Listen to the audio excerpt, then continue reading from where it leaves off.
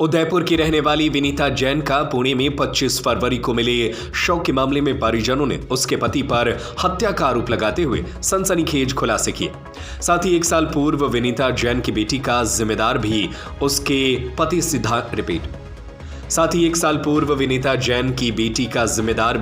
उसके पति हिमांशु जैन को बताया। हिमांशु उदयपुर के सीख कॉलोनी सेक्टर 11 निवासी हैं। 2017 में शादी के बाद से ही दोनों पुणे में नौकरी कर रहे थे। इसी बीच 25 फरवरी को विनीता जैन के परिजनों को किसी रिश्तेदार ने घटना की जानकारी दी, जबकि हिमांशु जैन उस वक्त मौके पर ही मौजूद था। आरोप है कि हिमांशु जैन का कई महिलाओं के साथ अवैध संबंध चल रहा था, जिसकी जानकारी विनीता को थी और इसी वजह से दोनों के बीच आए दिन झगड़े होते थे। विनीता के परिजनों का यह भी आरोप है कि हिमांशु ने विनीता की हत्या कर पूरी घटना को आत्महत्या का रूप दे दिया, जबकि मौके पर मिले साक्ष्यों और हिमांशु की हरकतों से प्रतीत होता है कि उसने हत्या कर दी। दीक्षा नाम की एक महिला से चल रहे अफेयर की जानकारी मृतका विनीता ने स्वयं दोनों के परिजनों को बताई थी। हिमांशु ने दीक्षा के साथ अवैध संबंधों को स्वीकार किया था। बाद में हिमांशु और उनके परिजनों ने विनीता के परिजनों को आश्वस्त किया था कि हिमांशु आगे से ऐसी गलती नहीं करेगा। बावजूद इसके हिमांशु अपनी आदतों से बाज नहीं आया और विनीता को मानसिक और शारीरिक रूप से प्रताड़ित करता रहा। झगड़ा होने पर विनीता के साथ मारपीट भी करता था। परिजनों का कहना है कि उनकी बेटी आत्महत्या नहीं कर सकती, जबकि उसके पास मिली एक चिट्ठी हिमांशु ने ही लिखी है। इसके अलावा विनीता की एक बेटी की 1 साल पूर्व मौत हो गई। इसका जिम्मेदार भी हिमांशु ही है।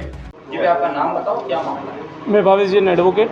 विनीता जैन जो इस परिवार की बिटिया है, हेमंत कुमार जी की बेटी है, उसकी शादी 2017 में हिमांशु जैन नाम के व्यक्ति से हुई है। दोनों ही मूल रूप से उदयपुर के निवासी हैं, किंतु शादी के बाद से ही हिमांशु और विनीता पुणे में रहकर नौकरी कर रहे थे। हिमांशु का किसी अन्य दीक्षा नाम की लड़की के साथ में अवैध संबंध था, जो शादी के बाद विनीता जैन को मालूम चला। इस बात को लेकर दोनों के बीच में कई बार झगड़े भी हुए। 6 महीने पहले जुलाई 2024 में विनीता जैन ने अपने परिवार को इस पूरी घटना के बारे में बताया कि हिमांशु के किसी अन्य के साथ संबंध और हिमांशु का व्यवहार विनीता जैन के प्रति सही नहीं है। 25 फरवरी 2024 को विनीता और हिमांशु की एक गुड़िया सीरत, जिसका 11 महीने की बहुत ही छोटी आयु में आकस्मिक उसका निधन हो गया। उसके बाद में विनीता अभी हाल ही उदयपुर में थी। 6-8 दिन वो उदयपुर में रही और वो पुणे गई थी। पुणे जाने के बाद 25 तारीख को इस परिवार को ये जानकारी मिली कि विनीता ने कहीं पर सुसाइड कर लिया उसके फ्लैट पर। जब ये परिवार अगले दिन पुणे पहुंचा और वहां पर विनीता के शव को देखा मोर्चरी में, तो इस परिवार को ये अंदाज़ा लग गया था कि ये सुसाइड नहीं है, ये एक सोची समझी साजिश के तहत हिमांशु ने विनीता की हत्या की है और इसको आत्महत्या का रूप दिया है। परिवार ने वहाँ पर एक कंप्लेंट भी फाइल की है। 4 मार्च 2025 को प्रथम सूचना रिपोर्ट भी पुलिस थाना सांगवी पुणे में दर्ज की गई है। उसके बाद से हिमांशु लगातार फरार है। हिमांशु का कोई पता नहीं चल रहा है। वहाँ की पुलिस भी यहाँ पर आकर उन्होंने भी यहाँ पर तलाश की, किंतु हिमांशु की कोई खबर उन्हें अभी तक मिली नहीं है। हिमांशु फरार है। जो डेड बॉडी आपको फोटो मिले उसमें ऐसा लग रहा है क्या कि इसे मार के लटकाया गया? बिल्कुल। विनीता जैन के जो हमने विनीता जैन को वहाँ देखा मोर्चरी में, तो उसके नाक और कान में से खून जमा हुआ था, खून बह रहा था। उसके बाद में उसके शरीर पर 2-3 जगह गहरे नीले रंग के निशान थे, जो कहीं ना कहीं संभवतः मारपीट के कारण, लड़ाई झगड़े के कारण हुए हैं। 9 फीट के हाइट वाले बताओ मेजरमेंट। डेड बॉडी जैसे फोटो देखे थे आपको पुलिस ने दिखाया? जी, पुलिस ने हमको जो फोटो दिखाए थे डेड बॉडी के, एक पलंग, कमरे के अंदर पलंग के ऊपर 2 चेयर लगी हुई थी और उसके ऊपर फ्लोर से अगर सीलिंग की हाइट देखी जाए तो वो केवल मात्र 9 फीट है। विनीता का जो शव लटका हुआ था फंदे से, उसके पैर, दोनों ही पैर मुड़े हुए थे और कुर्सी को टच कर रहे थे।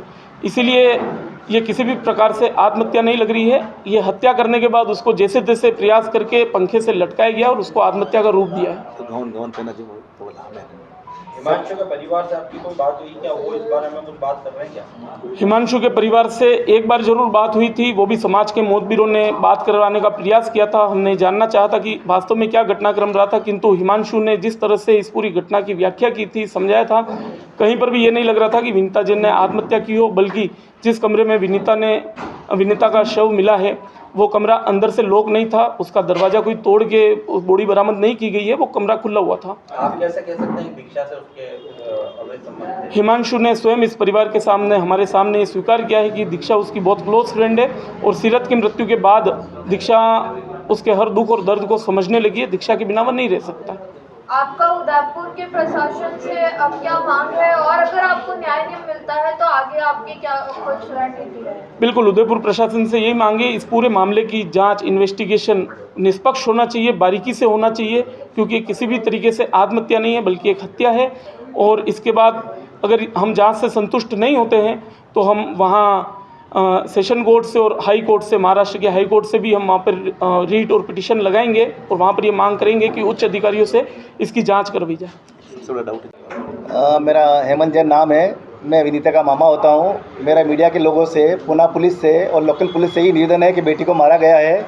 हमने उनको फ़ोटो देखे हैं, हमें कोई शक नहीं, उसका हमें पूरा विश्वास है कि उसकी हत्या की गई है।